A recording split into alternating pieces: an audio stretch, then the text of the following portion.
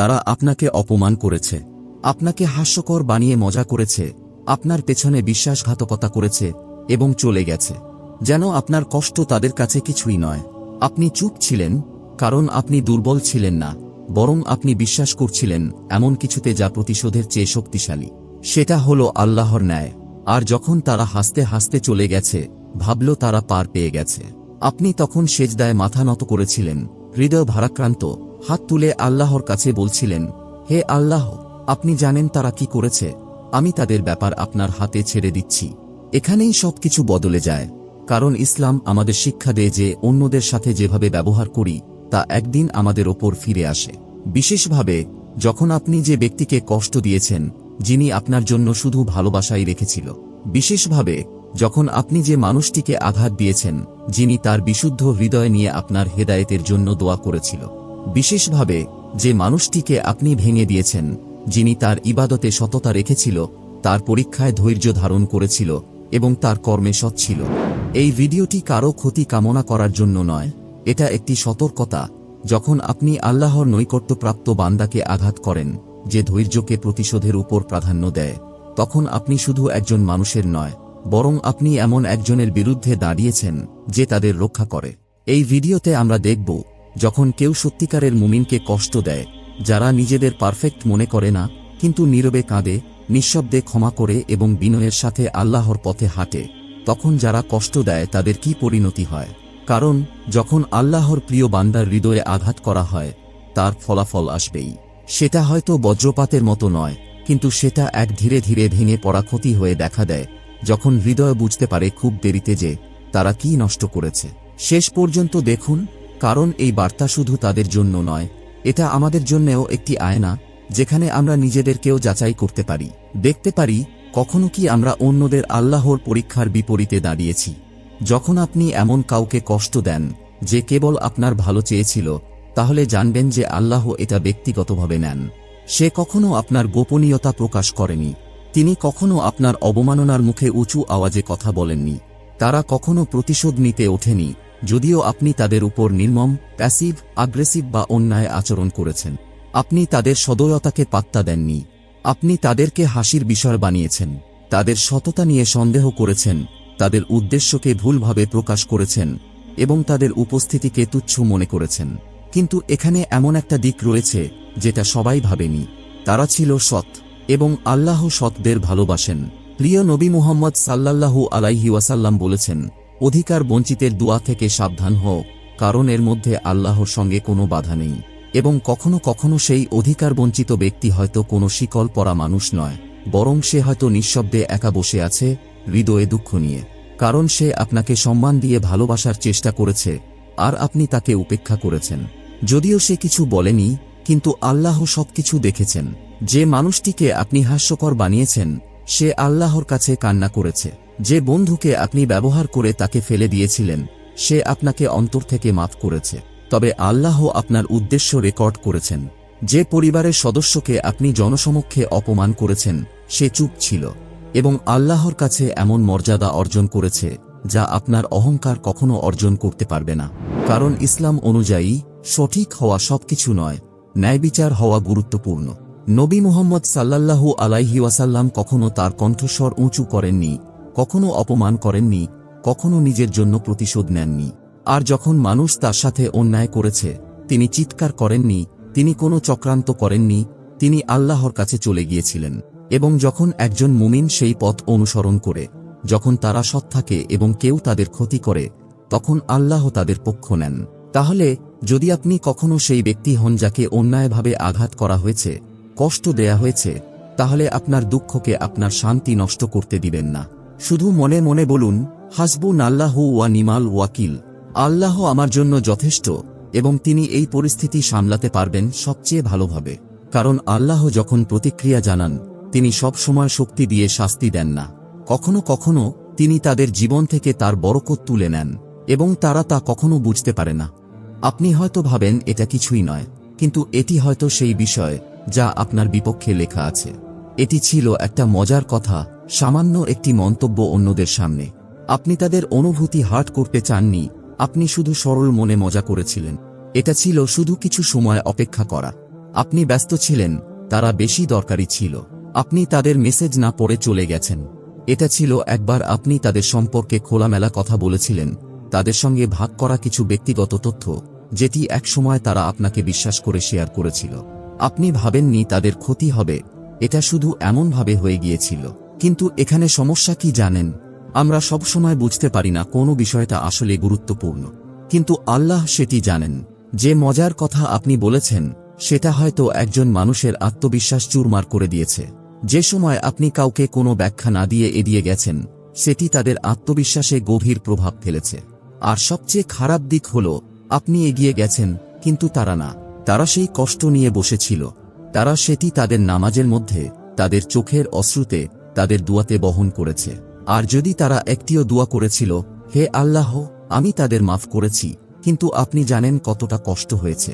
যদি তারা এমন দোয়া করে, তবে জানবেন আপনি আর তাদের সাথে মোকাবিলা করছেন না। আপনি এমন একজনের সাথে মোকাবিলা করছেন যিনি দুঃখী মানুষের নীরব কান্না শোনেন।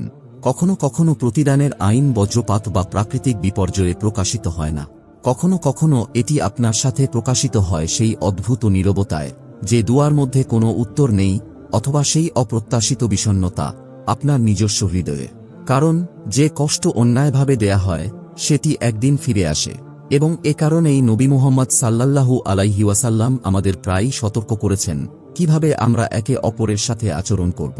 তিনি বলেছেন, যে ব্যক্তি আল্লাহ এবং পরকাল বিশ্বাস করে, সে ভালো কথা বলুক অথবা চুপ থাকুক। এটি শুধু বিনয়ী হওয়ার ব্যাপার নয়, এটি আমাদের হিসাব দেওয়ার ব্যাপার।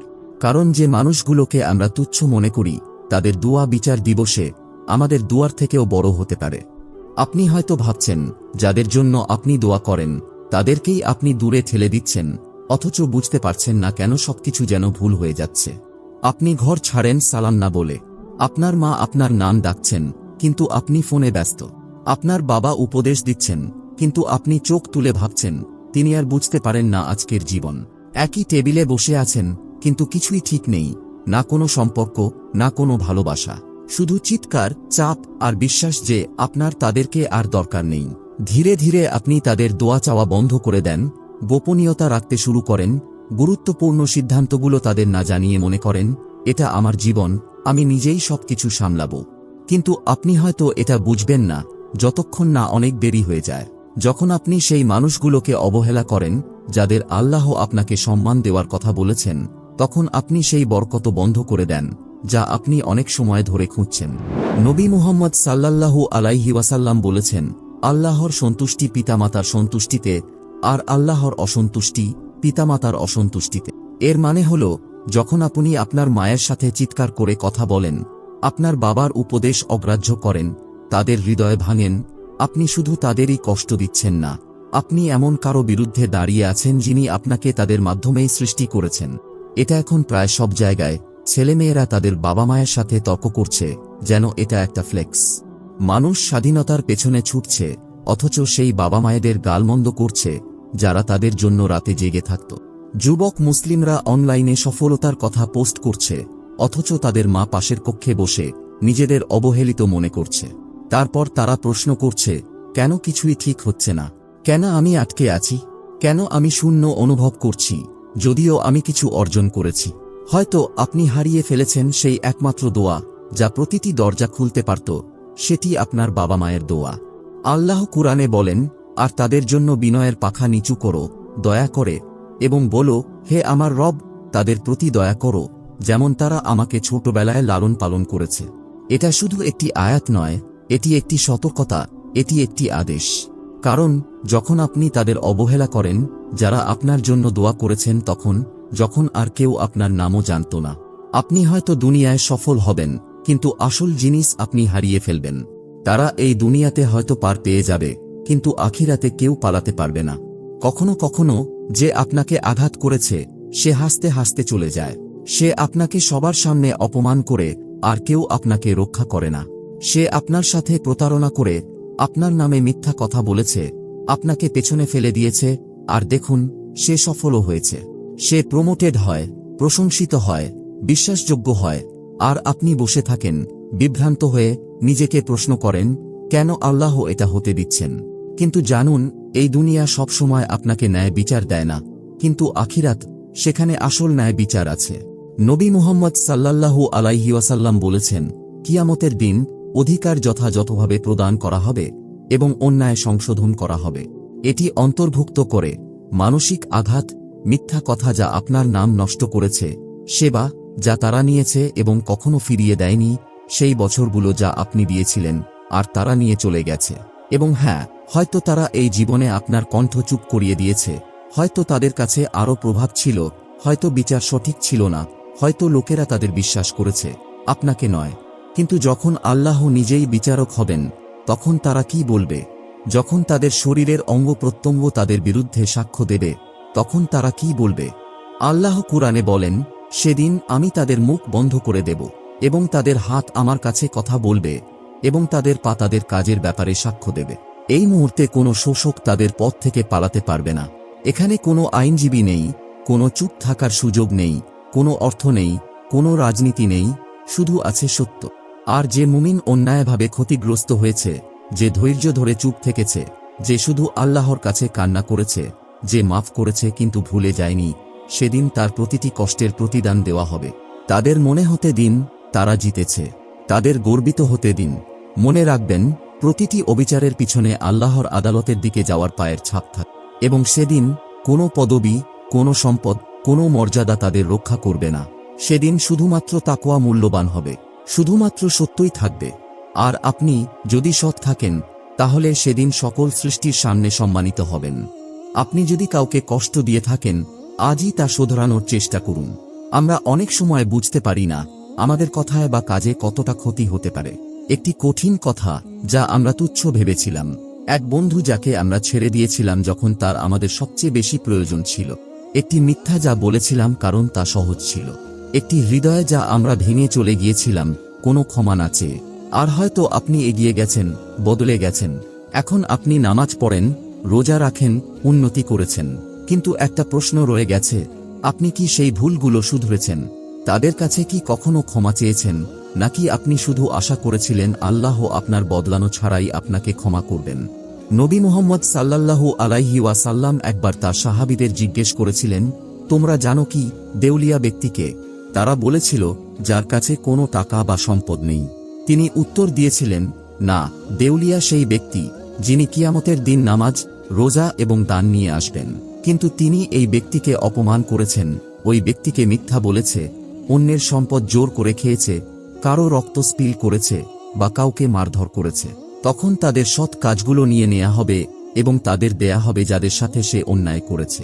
যদি তাদের সৎ কাজ শেষ হয়ে যায়, তবে তাদের অপরাধের পাপ দেয়া হবে যাদের সাথে সে অন্যায় করেছে, এবং তারা জাহান্নামে নিক্ষিপ্ত হবে।